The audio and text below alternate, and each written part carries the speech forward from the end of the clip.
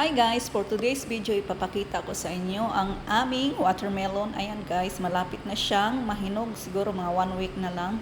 So for now, itong okra pwede na natin siyang pipitasin. Itong okra guys, halos everyday akong nagpipitas dito kasi umuulan siya everyday kaya nagpo-produce siya ng maraming bunga. So let's enjoy watching!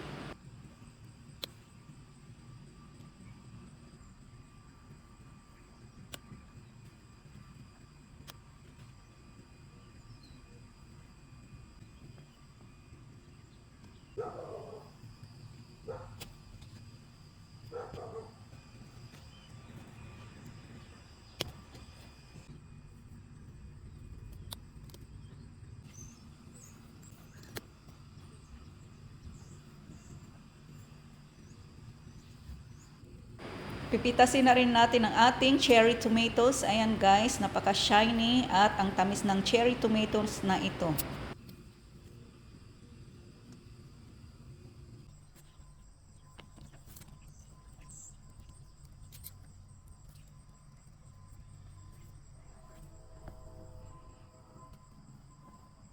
At meron din tayo ditong maliliit na yellow pumpkin. Ito guys, masarap ito sa pumpkin soup at pumpkin pie. So mostly, ayan, pwede din tong sa Halloween, didecorationan mo siya for display.